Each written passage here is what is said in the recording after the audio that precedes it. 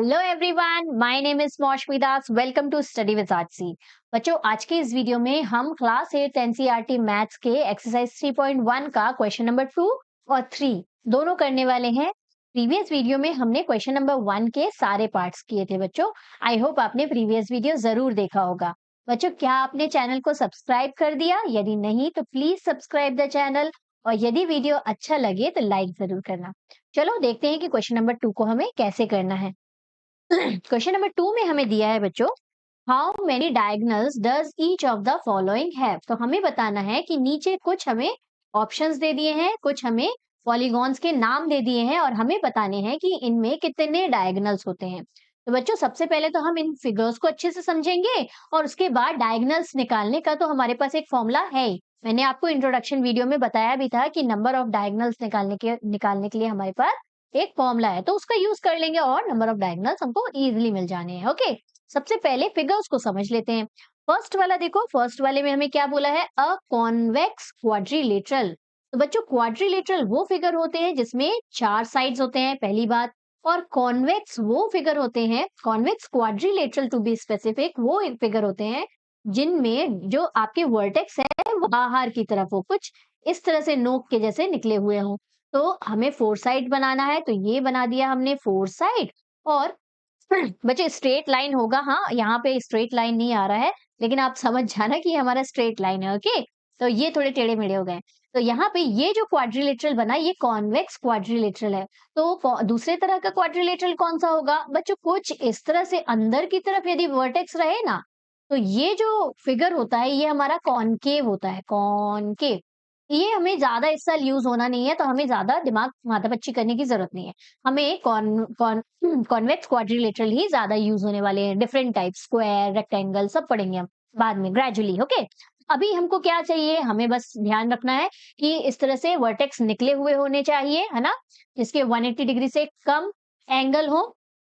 इस तरह का एक क्वाड्रिलेटरल जो होता है जिसमें 4 साइड्स होते हैं, वो हमारा होता है कॉन्वेक्स क्वाड्रिलेटरल। आई होप अच्छे से समझ में आ गया। तो फर्स्ट वाला हमारा कॉन्वेक्स क्वाड्रिलेटरल है। अब इसमें तो हमें बिना फॉर्मूला यूज किए ही पता चल जाना है कि डायगोनल्स इसके 2 होते हैं। डायगोनल्स कौन से होते हैं? डायगोनल्स वो लाइन सेगमेंट होता है बच्चों जो नॉन कॉन्सिक्यूटिव वर्टेक्स को जोड़ता है। नॉन कॉन्सिक्यूटिव वर्टेक्स मतलब अड़ोस पड़ोस वाले वर्टेक्स नहीं।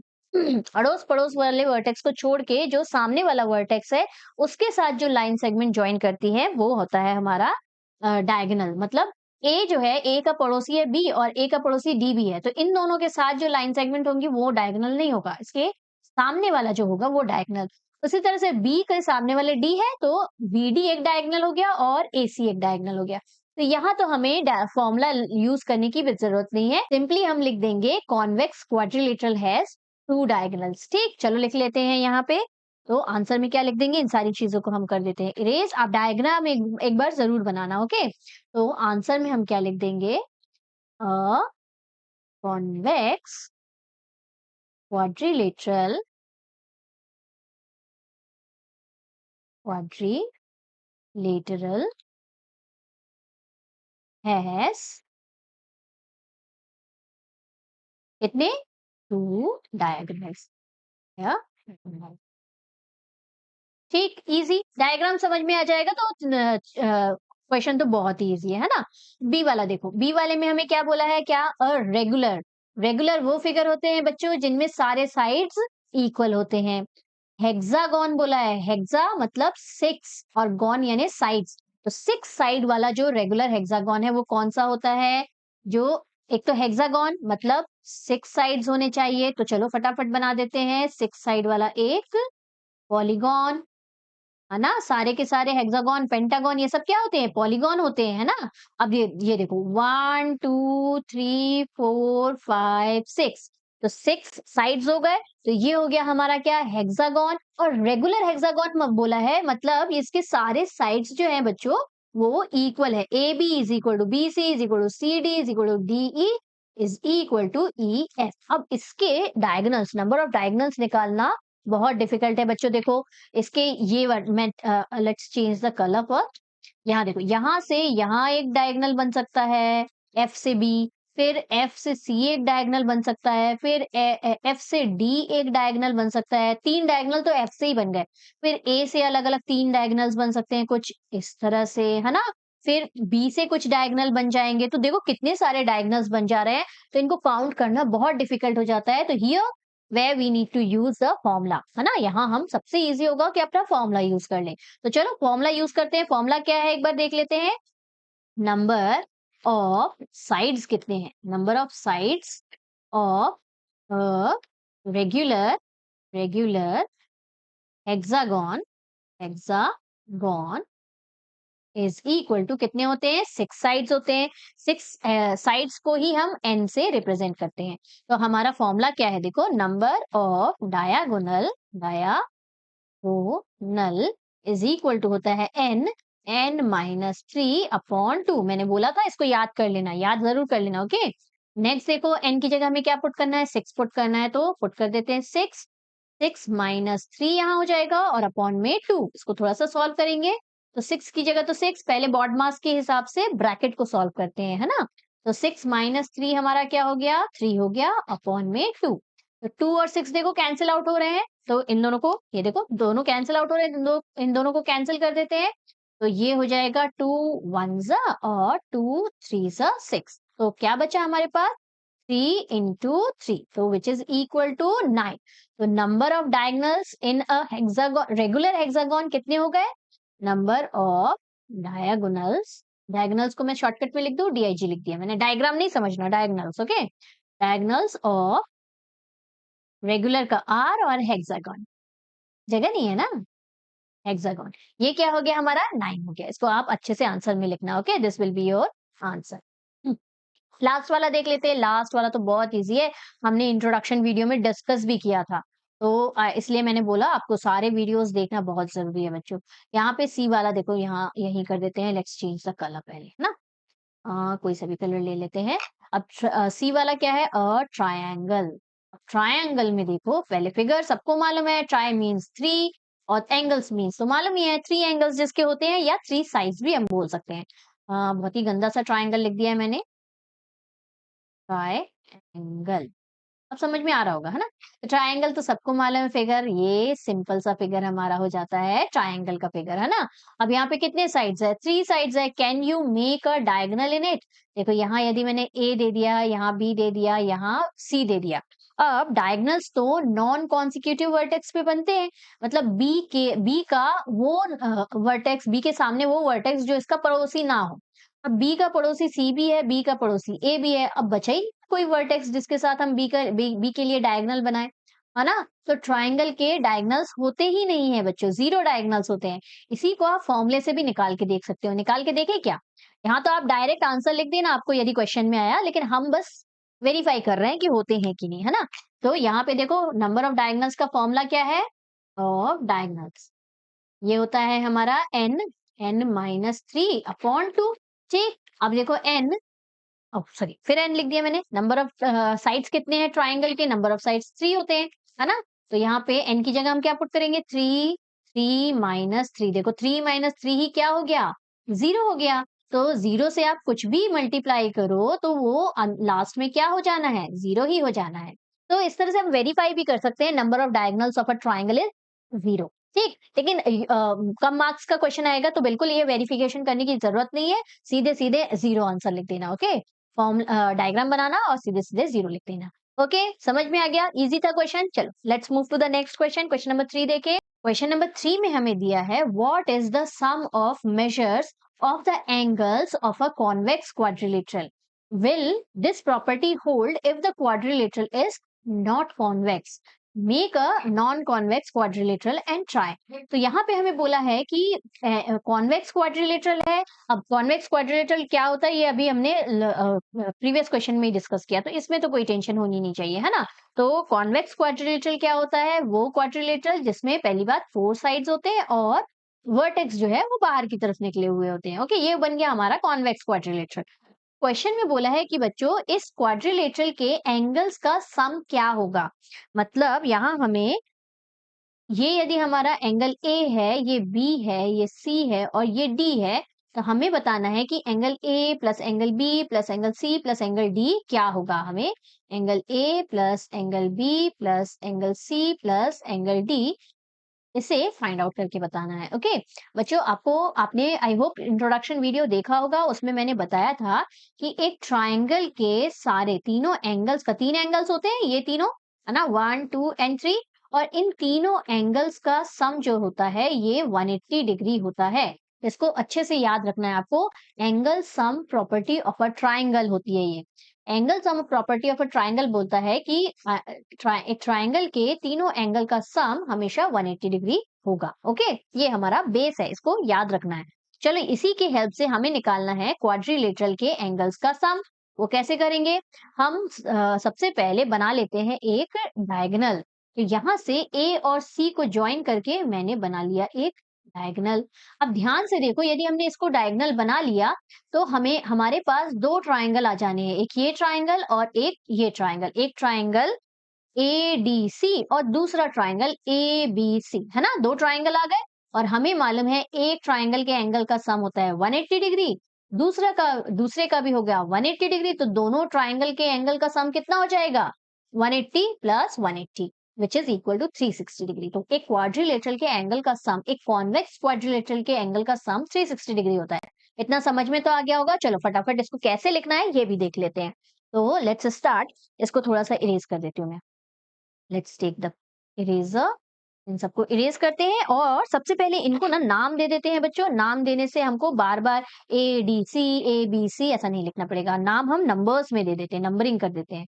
तो ये लेट सपोज ये हो गया हमारा एंगल 1, ये हो गया हमारा ये वाला एंगल हो गया 2, ये वाला एंगल हो गया 3। ठीक, अब दूसरे तरफ के एंगल्स को भी नाम दे देते हैं और let's change the colour first. ये 1 2 3 हो गया, इसे दे देते हैं हम एंगल 4, है ना, इसे दिस वन इज एंगल 5 और ये हो जाएगा हमारा एंगल 6। ठीक, समझ में आ रहा है अच्छे से? तो ये हो गया हमारा नंबर, एंगल्स के नंबर हमने लिख दिए। अब लिखेंगे कैसे? हम लिखेंगे इन क्वाड्रिलेटरल, इसको स्टार्ट करते हैं सॉल्व करना। हम लिखेंगे in triangle A C D by angle sum property of a triangle, क्या हो जाएगा? Angle 1 plus angle 2 plus angle 3 is equal to 180 degree.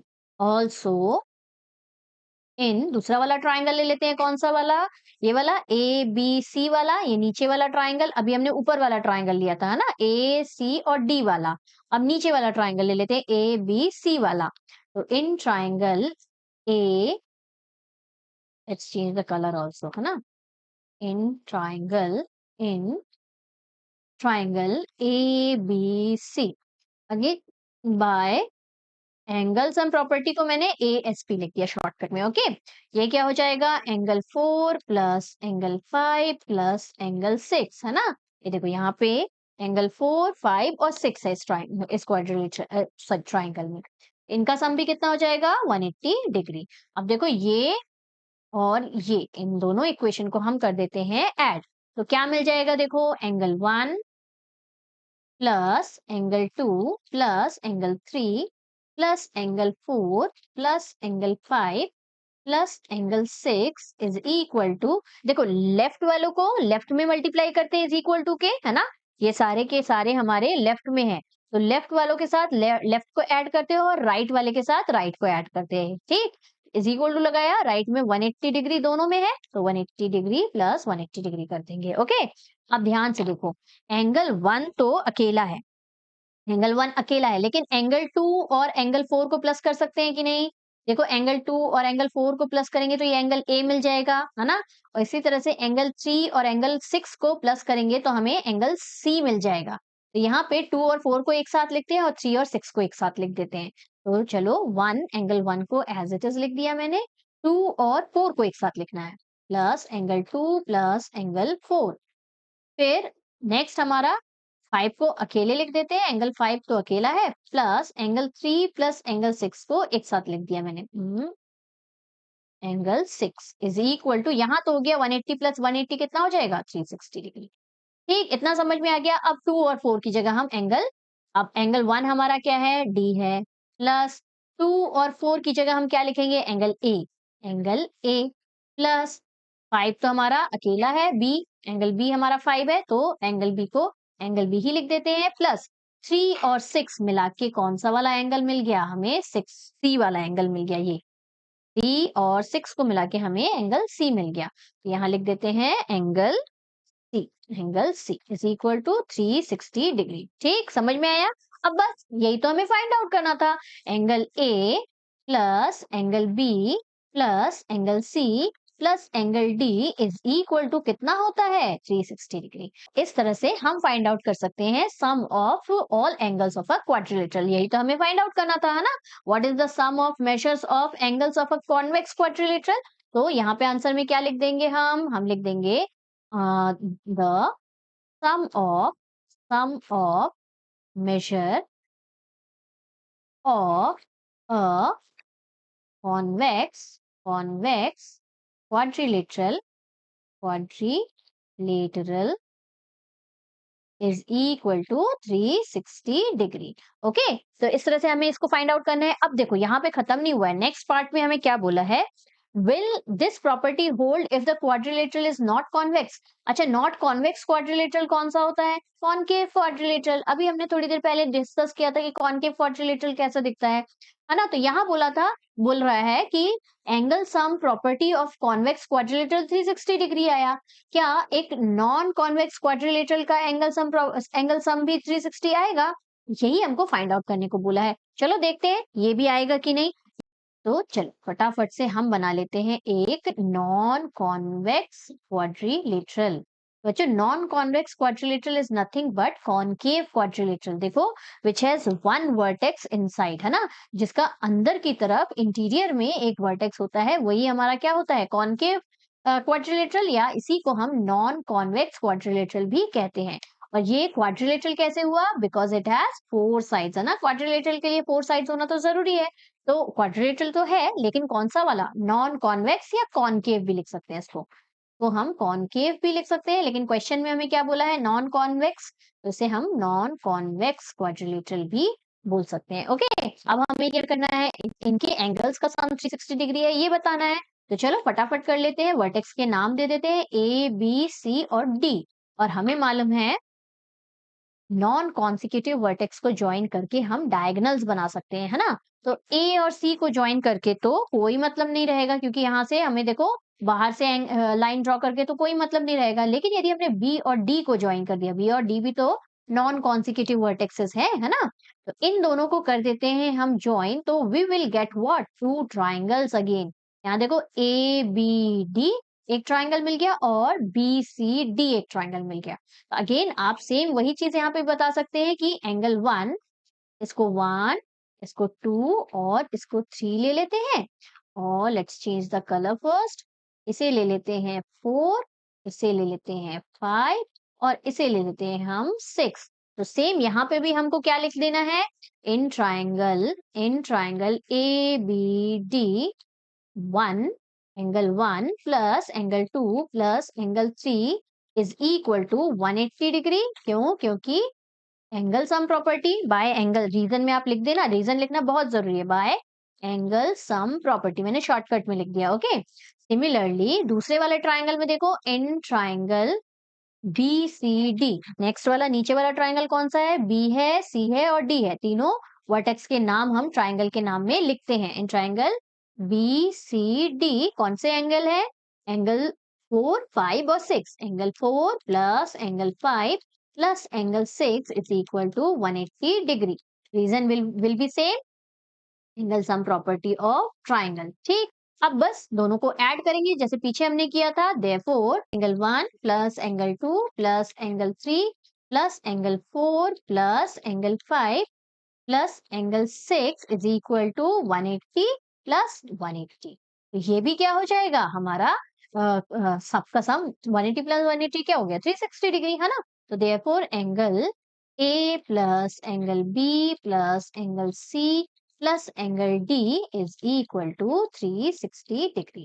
ठीक, तो इस तरह से हम दोनों को प्रूव कर सकते हैं। ओके, आई होप आपको ये क्वेश्चन अच्छे से समझ में आ गया होगा। आज के इस वीडियो में as I told you earlier हम क्वेश्चन नंबर 2 और 3 ही करेंगे। तो चलो नेक्स्ट वीडियो में हम क्वेश्चन नंबर 4 करने वाले हैं। ओके, चलो मिलते हैं नेक्स्ट वीडियो में क्वेश्चन नंबर 4 के सोल्यूशन के साथ। Till then take care, bye bye.